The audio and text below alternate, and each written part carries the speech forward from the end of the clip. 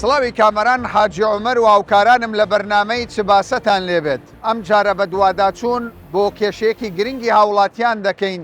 ئەو بارگرانیە گەورەی کە کەوتۆتە ئەستۆی هاوڵاتیان ئەویش پارەی مووەلیدا ئەهلیەکانە. بەپێی داتاکانی ئەو مانگا بۆ 1 ئەمپێر کارەبا 14,500 تا نزیکەی 20,000 دیناری عێراقی پارە هاتۆتەوە. ئەگەر بەراوردی بکەین کە لە نێو هەرێمی کوردستان 1,600,000 هاوبەش هەیە، هەر هاوبەشێک 4 ئەمپێری بەلای کەمیەوە پێ بدەین 6,400,000 ئەمپێر کارەبا هاوڵاتیان لە مووەلیدا ئەهلیەکان دەکڕن. ئەگەر کەمترین نرخ بۆ ئەو مانگەدا بنین 15,000 دیناری عێراقیە، لە دەرەنجامدا 96 ملیار دیناری عێراقی لەو مانگە و کەمترین نرخە پارە چۆتە جیرفانی خاوەن مووەلیدا ئەهلیەکان.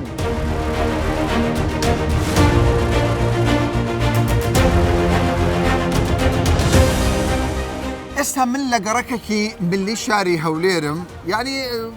بەسەرهاتێکی زۆر جوان دەبینم، یعنی خاوەن مووەلیدە لێرە وەستاوە کۆمەڵێک هاوڵاتی کە سەرمانگە خاوەن مووەلیدا بەر لەوەی کە گفتوگۆکە دەست پێ بکەم ئەم بەڕێزە باسی لەوە کە دەڵێ کێشەی هەرە گەورەی من ئەوەیە. دەچمە هەر ماڵێک تەق لە دەرکەی دەدەم، دەڵێم کاکە پارەی مووەلیدە بدە، دەڵێ پارەم نییە.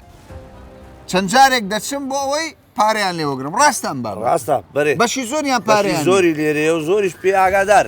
پارەیان نییە. پارەیان نییە بە جارێک 2 سێجار ئەوجە پارەکەی دەدا 2 جار دەچێت 3 جار لۆ نمونە ئەو مارە 4 مانگ قەردارە ئەو شۆکە چومە دێتە سەری ماژی لەسەر بڕاوە 4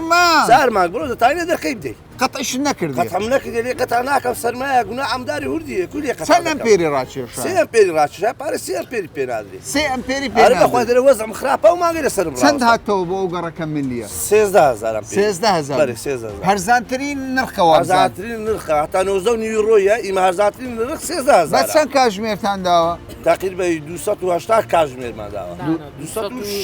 230 کاتژمێریان دابوو سێبەردانەوە مانگای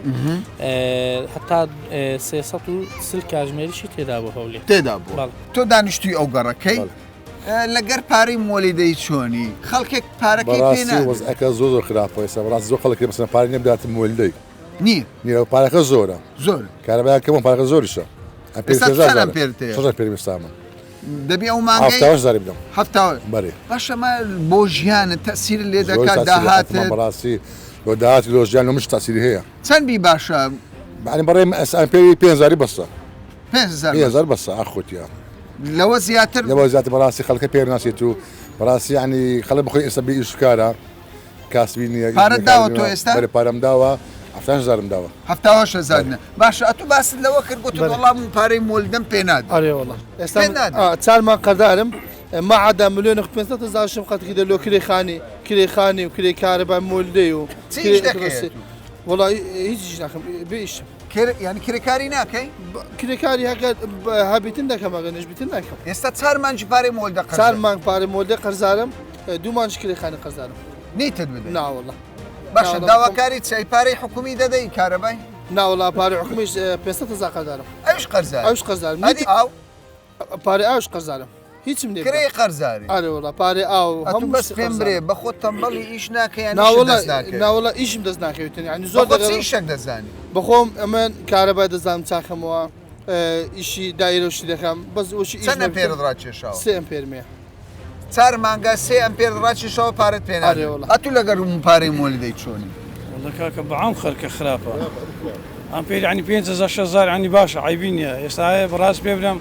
يعني لستا يجي لان كريمولي بيبدري 20,000 20,000 تأثير لناك بس أبيت كبراسي نوت نو ماري براسي عمي فقيرة أري والله عمي فقيرة سكير عمي بس تو بين بلي يعني نهنية كيا هذا كم يعني أو برسيارة هر كسيق لخوي وبكا پارەی حکوومەت پارەی نیشتیمانی کارەبای حکوومەت کە دێتەوە بە بەراورد لەگەڵ مووەلیدەی زۆر کەمترە. خەڵک ئامادەنیە ئەو پارەیە بدا، بەڵام لە هەمان کاتدا بە ناچاری پارەی مووەلیدەی ئەهلی دەدا. وایە ئەوانی ئەمە باشە بۆ ئەمە پارەی کارەبای نیشتیمانی نادەین چیە مەوزوع تۆ داوتە قەرداریان نا؟ والله قەردارم تقریبا 7,000 نەداوە باشە دەزانی کارێ بەڕاستی عنی تو پارەی مووەلیدەی بدەیت پارەی کارەبای ڕیسی بدەیت پارەی ئاوێ بدەیت یعنی بەڕاستی لێرە سەتا عنی 50 ئێستا لەوانێ هەزاری ئەوەی نەبیستمەنام سەبوونی بکرد لە فەرنی بەڕاستی ئەتو بە خۆت چیش دەکەی وڵای لە شارەوانیمە لە شارەوان ئەرێ. ئەو مانگەی چەندت داوە ئەو ماگەی وڵای ئەو برادرە لەگەڵانەیە ئەم نازان بەڕاستی ینی بەس پارە دەدەیت بەس پارکەیە دەینێ نازانی چەندەم پێرتەیە چاران پێرە کارەبایەکەی باشە وڵی باشە باش بە قووەتە وڵای عیبینیە بەڕاستی بەس ئەو دوور بە قووەت نییە زعیفە فولت دست وارد بس او لازم دست 20 وارد بله 160 فولتی کەمە اول عابر انا كجور ئەتو بەڵگەت هەیە بۆ ئەمە بدليل ما قياس كريا قیاس کردی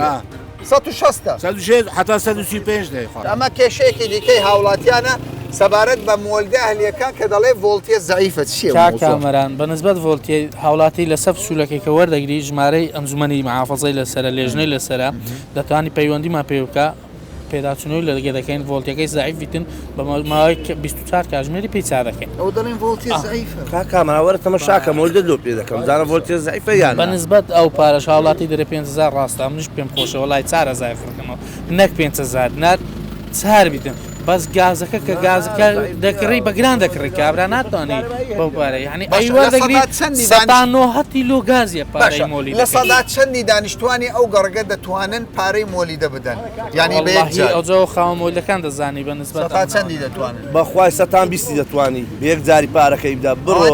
هەتا بیستی مانجێم لە کۆرانان دەگەڕێمە تا پارەی خڕدەکەم ئەو دەدەژمێتەوە لۆ مانجی داهاتوو خاصن ئەوانی خەشی ڕۆژاوانە دەچی دەرکەی دێدەێ مەعاشم وەرنەگری عزەکەی تەماشا وەسلەکان کەن وەسل هەیە 4 مانجی پێومایە وەسل یەک ساعت پارەی نەدایە کابرا یەک ساعت دەرێ بابم پارەی پاکەتم داتێ پارەی مۆلی دەمنێ بەخۆی لەسەرم قەتع نەکردیە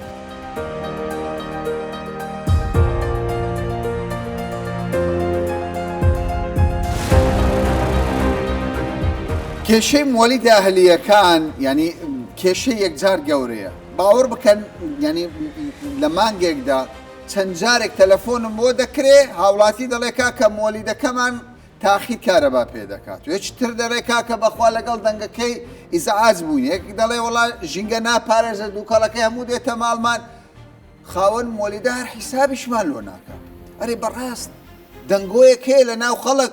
دەگوترێت زۆربەی ئەو مۆلیدانێک کە لە نێو هەرێمی کوردستانن خەڵکی فەقیر بەڕێوەی نابە هەموو مەسئولن بۆیەوە لە خەڵک بێمنەتن کاک خۆران سەرۆکی ئەنجومەنی مۆلیدەکانی شاری هەولێرە لەوە دەست پێ دەکەم کا خۆران ئەتوو هەموو مۆلیدەکانی هەولێر لەژێر کۆنتترۆلی تۆ ئەو مۆلیدانەی مەسئولانە یاخود کاکامەران نەوڵڵا ئەو قسە دەکرێت دائیمەن هەر عادەتەن وایە بەڵام وڵای قسە دوورە لە ڕاستی ئەمە وەکو ئەنجومەن و من وەکو سەرۆک ئەنجومان کە لە نزیکەوە لەگە ساعب مولەکان تێکەرین چەند کەسەکەن لۆ لەمونە سێ چار کەسێک پێکهاتینە لە خۆیان مولدە چاپ کڕیە و ژیانی ڕۆژانەیە پێدا بکەن و زیاتر خەڵکی هاوڵاتی سادە هاوڵاتیە بڵێ هاوڵاتی مەسئول و شتیوا لە پشتی نییە هەر ئیشەکە ئەسڵەن بەخۆی قورسە کاکامەران ئیشی مۆلیدا چۆن ئیشی مۆلیدەی قورسە تو 24 کاتژمێرمەن و شکستە و خەلەلی لە زەرەری هەیە بەڵێ تەبعا کاکامەران ئەی چۆن زەرەری هەیە و ئیسفادەشی هەیە لە هەمان کاتدا بەڵام ئێستا ئەو مانگەی ئەگەر یەک ئەمپێری کارەبای مۆلیدەمان لێک داوەتەوە بۆ 12 کاتژمێر 115 دینار 96 ملیار دیناری عێراقی چۆتە جیرفانی بەڕێست و هاوشێوەی بەڕێزت کە خاوەن مۆلیدەن ئەو هەموو پارە کەمە کاکامەران ئەمە وەکو مۆلیدە کە ئیش پێ دەکرێ ماگانە ئەمە پێوەرەکمان هەیە پێوەری سعاتە لە پێی دەرێن سعات سڕی کە لە ماڵانماندانەیە و سعاتێک لە نامۆلێ و زائیدەن کتابی کۆنتڕۆلی دایرەی کارەبامان میزانجینی برێ نا کاکامەران و سعاتێک و خاوەن مۆلیدا لە نام مۆلیدەی هەیتی بەڵام لە هەمان کاتدا لێژنەی پارێزگار و قایم قامیت سعات سڕیان لە ناو ماڵەکان و زۆری لە مارکێتەکان کە بەسترایە لۆ لەمونە مەسەلەن ناو مۆلیدەی 100 سعاتی کردبی ئەو 100 سعاتە لە سعات سڕیەکەی ناخین تۆ 100 سعات ئەوڵاتی تێناگە وەزارەتی کارەبا دەڵێ 13 کاتژمێر 14 کاتژمێر کارەبا دەین مۆلیدەش بە هەمان شێوە دەڵێ 13 کاتژمێر 14 کاتژمێر خەڵک نازانێ شەو ڕۆژێک 24 کاتژمێرە یان بە تاکید کاکەمەران لۆ نمونە مەمانجی ڕابردوو 11 ساعت و نیو کارەبای مولدەمان داوە لە ڕۆژێکیشدا 24 ساعتە کاکەمەران ئەمەش کوڕی ئەو وڵاتەینە ئەمەش لە هەرێمی کوردستان دەژین ئەوەی کە پارەی لێ وەردەگرین مەسەلەن 15,000 و 16,000 و 17,000 والله ئەمە زەرگمان پێ دێ چکا کامەرە هەیەنی تیمانگانم طبعا ئەمەش هاوکاریان دەبین بەڵام کا کامەرەن ئەمە زەرگمان پێ دێ هەموو کەسوکاری منە بەڵام بەڕاستی با پرسیارە لە بەرنامە جوانەکانی جەنابەت ئاراستەی دائیرەی کارەبای بکەین والله ئەمە پێمان خۆشە 24 کات ژمێر کارەبای دابیم کە باشایری خۆمان دەچی نیشەچکە دەکەین یعنی ئێوە ئەمە بەس وەزارەتی کارەبا پێ ڕابگە ئامادەن بەڵێ بەتەکیید 100% ئامادەی نەکەم مۆلەکانی خۆمان هەرگرین و هیچ شێشەمان بابەتێکی دیکەی گرین کێ من حەز دەکەم پرسیارەکەم ئاراستەی کاگمەریوان بکەم ئەویش چییە لەسەر ئەو گازەی کە بەکار دەهێنرێت لە مۆلیدە ئەهلیەکان قسەی زۆر هەیە دەڵێن ئەو مۆلیدە ئەهلیانە فێر بوونە گاز دەکڕن ڕوونی سیارە کە ڕوونەکە فڕێ دەدرێ لەگەڵ کۆمەڵێک گاز تێکەڵی دەکەن و بە گەڕەکەکان بڵاوی دەکەن هەرچەندە و سەقفەش ببینە کاک مسلیم کاک کامیار ئەویش تەسویرێک بکە دەردەکەوێت کە دووکەڵێکی یەکجار ڕەشە بەڕاستی ئێوە ڕوون لە مۆلیدا دەکەن گوڕونی پیس هەیە بەڵێ ڕاستە بەڵام سەتادا ڕوونی پیس استعمال دەکات ئەویش غەرامەی لەسرە ڕۆژانە جەنابی قایمقام لەگەڵ لێژنەی پارێزگا لەسەر خەتین لە هەر جەیەک دووکەڵک هەبی کێشەک هەبی ئەو لێژنە دەیگاتی بەڵێ بە 24 ساعت ینی مەمنوع ڕوونێ طبعا ممنوع ئەو غەرامەش دەکری ڕۆژانە ئیزراعەت دەکری غەرامە کراوە بەڵێ زۆر باشە ئەگەر نمونەیەکی ئەم مۆلیدەیە بێنین بزانین لەبەر دەستانە ئەوە مۆلیدەی و گازێ ئەوە لێرە تێدەک باشە ئەوە ئێستا ڕوونی ڕەشی تێکەڵ ئێستا ئەوە ڕوونی ڕەشی هیچ لەگە تێکەڵ نییە ئەوە سا گاز ئافۆن بەڵام لەگەوەی ڕوون تێکەڵ دەکری ماشەڵڵا گازێکی باشە ئەگەر لە گەڕەکەکان ئەو جۆرە گازە بەس دەردەینی بەڵێ دەردەینی بۆ خاوەن مۆلیدە تەمان دەردەینی ئەلام ڕوونی گاز ڕوونا و بەڕاستی هەولێر زۆر کەم بەکاردەینی زۆر کەم بەکاردەینی کاک مەولود تۆش ینی ئەندامی لە ئەنجومەنی مۆلیدە ئەهلیەکان لە هەولێر دەڵێن ئەوەی مۆلیدەی ئەهلی هەبی مۆلیدەیەکی هەبی دەوڵەمەند دەبی هەر کەسە چیش بکڕی نایفرۆشتەوە تخوا پێم برێن بۆ یەک ئەمپێر چەندتان قازانجە وڵای لۆ یەک ئەمپێری مەسەلەی مە ئەمپێری 180مان پارەکە لۆ گازیە مەسروفاتە بەس گاز بعدەوەی بەرمیلی ڕوونی دەکرین بە 6 وەرەقەی فلتەری دەکرین مشەغلمان هەیە با ئەو پەڕی لە سەتا عتەلاتەوە لەگەی زانێ گەر عتەلات دەبێت و دەبی دوو مانجی لە خۆت ڕابچێشیە تا عتەلاتەکە پارەکەی خۆت زەرەرەکەی خۆت پڕ دەکەیەوە ئەوانە کێشەوانە تقریبان لە سەتا هەشت لۆمە بیتن هەر لە سەتا هەشت بەم شەقیلەوەش بەس قسە دەگوترێ لە هەر گەڕەکێک ئەگەر مۆلیدەی ئەهلی هەبی ینی پارەیەکی زۆر دەکە کابرا شوێنەکە نافرۆش کۆت داهاتە چی یەکجار زۆری هەیە کابرا چیش بکاتنە ئەوە شتەکانی کردیە و خاوێنیشی کردیتەوە لە خۆی لەسەر ئیش دەکاتن و سێچار کوڕە فەقیریشی هینە لەسەر ئیش دەکاتن پێوە مەشغوڵ بووینە یعنی بش برۆشی دەبیست بچی شەشکە بکاتن لە ساو دوو مۆلیدێمە 13 سعات ئیش کردی ئەوە تە پەیوەرەکەی لێ دەیە ینی دوێنێ شەو و پێرە شەو 11 کاتژمێر حکوومەت کارەبای داوە ئەوەندە ئیش کردیە لە شەوان سعات عەف دەبڕێ هەتا سعات هەشتی سبەینی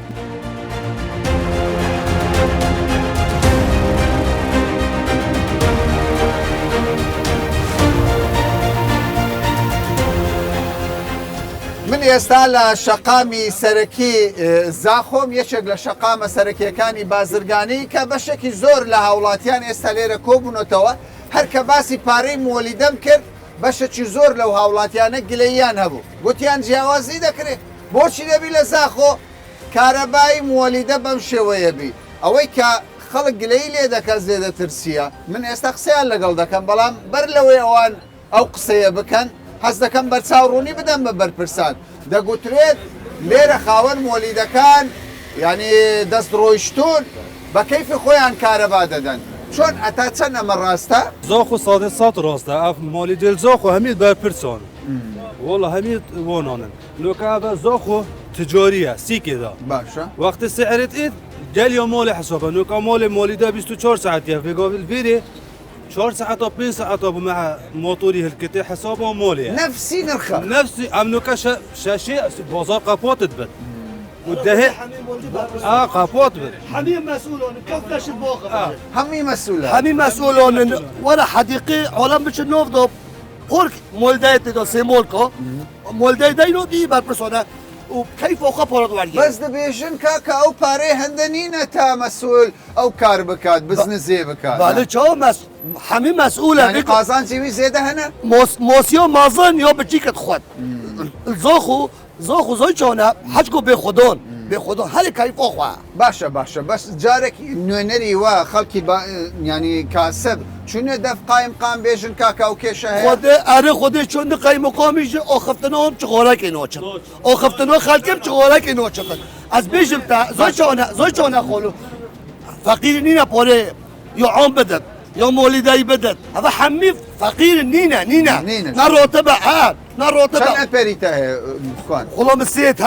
مسيت هنا سيابي هر او هاي كم بارا دايت افايفا هر ابير 19 نيفو انا والله وبالله وطلع باشا ديتناتا تشارسر شو هذا من اخوازي وشي تشارسري شوي بد ببرسيد في باجيري دفيا ديفشونا كاب جديد كان اما باجير زاخو القلب باجير ديت هرم كردستاني بوشي فرقيه اما فرقيه ويتشي يعني برسال صار فرقيه دك برسال افيا اجري تشي بو زاخو مثلا بيجن بوشي از 20000 عبدم بو هولير فازدا شازدا كردن اگر لازم اهل كردستان هر باجير كردستاني اما بوشي او بدت او ارزان بدت جنام دميم الفيلا مشكله ما نكهرباء مشكله ما اوفا مشكله ما شوارع الزاخو ما هزار بس كهرباء مولده تزوني چونه تو هزار گلوب کا بخویره کیفون پنوت كهرم نينا گوس نينا قبل گوس هبا خودی وکیل مال بر او پیوری زیرک باش نبو پیوری لا خودی نباشه خودی اوج سيقوطه هنت كهرباء نودن حمامه وسبلته برده تدخوري قرعون حمي حيله بس فقير تيجر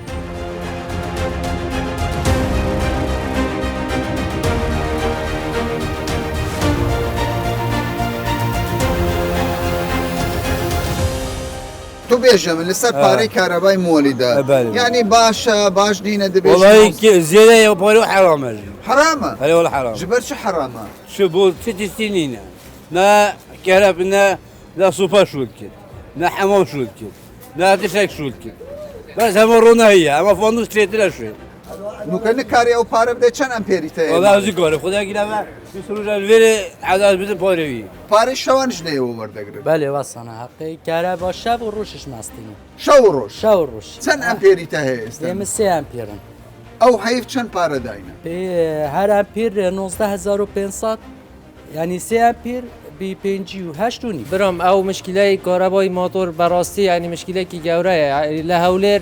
استا بسعره که ولا دوک بسعره که و املا دکان بشاو من دکان من عزل دکن يعني بوي او پورا بدم چند امپيرات يا بوتا برام اول محل كيم 3 امپير 58500 دينار هاتيه باشا يعني تو دو دكانت هي 58000 دينار بو 3 امبير او 3 امبير دكانته تير دكا الكهرباء يعني والله برام بولتي زور كما يعني اوي كيم مجبود دكانم بس لبر اوي زور گرانه امن ناچارم بكم 3 امپير اگر اوي بشي دكانم ناكا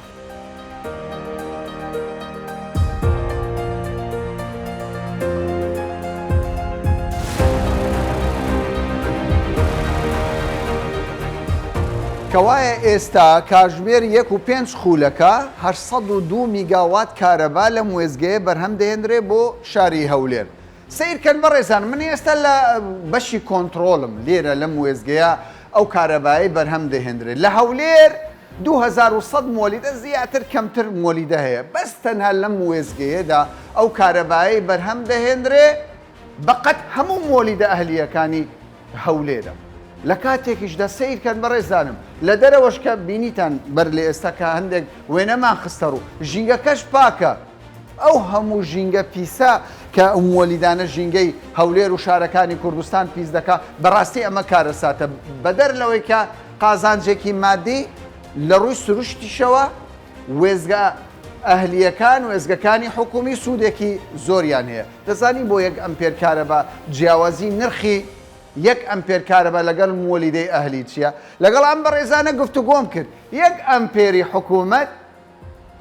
بە 4000 دیناری عێراقیە بەڵام ئەم مانگە کاکی مۆلیدە لە دەرگەی ماڵان دەدا هەندێک دەڵێ بۆ 1 ئەمپێر 15,000 دینارم بدێ، هەندێکیش دەڵێ 19,000 و تەنانە نزیکەی 20,000ش پارە وەردەگرێ. چەند ڤۆڵتیە دەدا؟ ئیتر ئەوە کەسانی پسپۆری کارەبا بە خۆیان دەزانن ڤۆڵتیای موردی ئەهەلیەکان لەگەڵ حکوومەتیش چ جیاوازێکی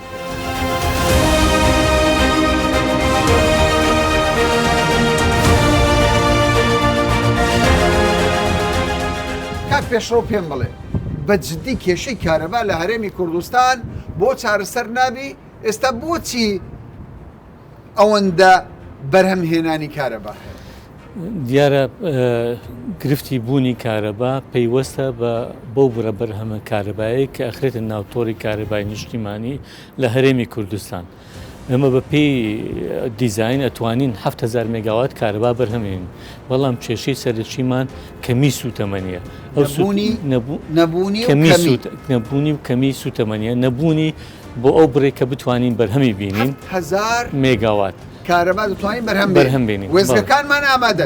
بەڵام سوتەمەنیمان نییە. بۆ نمونە ئەو کارەبایە کە دێتە هاوڵاتی بە نرخی 180 مدعوم ینی حکومت بەڵێ لە 180 نرخەکەی مدعومە لە حکومەتەوە. بەڕێزا من دەمەوە ینی سەرنجسان ڕابکێشم، ئەمە بابەتێکی گرنگە، هەرچەندە من لەگەڵ وێزگەکانیش قسەم کرد، لەوێش باسی ئەوەیان کرد کە بەشێکی زۆر لە وێزگەکان ئەهلین حکوومەت کارەباکە دەکڕێ لە وێزگەکان. کات پێشڕە و کە بەرپرسە لەم کردەدا دەڵێ لە 180 پارەی ئەو کارەبایی کە دەچێتە ماڵان حکوومەت لە 180 پارەکەی دەدا، واتە پارەیەکی یەکجار زۆر لە 120 پارێک حکوومەت تێچوو یەکجار زۆرە، پارەیەکی یەکجار زۆری زەبەلاح پارەی هاوڵاتی دەچێتە گیرفانی خاوەن مۆلیدە ئەهلیەکان. ینی بۆچی ئێوە وەکو وەزارەتی کارەبا و پارەی ئیستثمار ناکەن؟ ینی ئەو پارەیە وەرگرن لە هاوڵاتی بیدەن بە سوتەمەنی بۆی کارەبایەکی 24 کاژمێری حکومیمان. ئەوەی بەڕێزتەرەی بە دوو شێوە چارەسەرەبی، بە دوو یەکەمیان دابینکردنی سوتەمەنی زیاتر بۆ بەرهەمی زیاتر و هەروە هاوڵاتان پابند بن بە پێدانی پارەی کارەبا لە کاتی خۆی بۆ ئەوەی بتوانێت بەردەوامی بدرێت بە کارەکانی وێزگەکان و بە ئەنجامدانی سیانەکان لە کاتی خۆی لەسەر وێزگەکان. بۆتە کێشە بەشێک لە هاوڵاتی کە نەگەڕانەوەی داهات بۆ وەزارەتی کارەبا کێشەیەکی زۆر گەورە، ینی هاوڵاتی زۆرن پارە نادە بێ لە هاوڵاتی. ئەمە چەندین پرۆژەمانەیە پیشەشازیە، کشت و کاڵیە، بازرگانیە، ئەوەی هاوڵاتی ینی ئەوانیش پابنی ئەگەر بێت و هەمومان هەماهەنگ بین پارەکە بدەین بە وەزارەتی کارەبا ئەکێتی هاوشێوەی ئەو مۆلدە ئەهلیانەی کە ئەوان مانگانە پێشینە پارە ئەدەن. کەچی خۆ ئەمە لە وەزارەتی کارەبا حکومت داوای هیچ پێشینەک ناکەین، داوای ئەو پارە ئەەکەین ئەو پارەکەین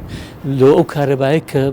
بەکاری هێناوە لە مانگ کارەبا باش دەبیان خراپ دەبی کات پێشەوە بە ئەمانە تۆ پێم بڵێ. جەنابی سەرۆکی حکومت ڕەزامەندی داوە بە تەرخانکردنی گوژمەیەکی زۆر بۆ ئەنجامدانی کارەکانی سیانە لەسەر ئەو یەکانەی کە کاتی خۆی لەبەر خراپی دۆخی ئابووری هەرێمی کوردستان نەتوانراوە سیانیان لەسەر بکرێت بەمەش بڕێکی زۆری کارەبا زیادە بێ یەکەی تر ئەکەونەوە کار لە وێزگانەکان تەرخان کردووە پارەی تەرخان کردووە. حکومت هەمیشە پاڵپشت بووە بۆ ئەو پرۆژانەی وەزارەتی کارەبا کە دووبارە بەگەر بکرێنەوە کار بۆ نمونە لە ساڵی 2022 چەندین پرۆژە کە پێشتر وەستا بوون خرانەوە کار و ئێستا بەرهەمی خۆیان ئەخەن ناوتۆری کارەبای نیشتیمانی هەرێمی کوردستان.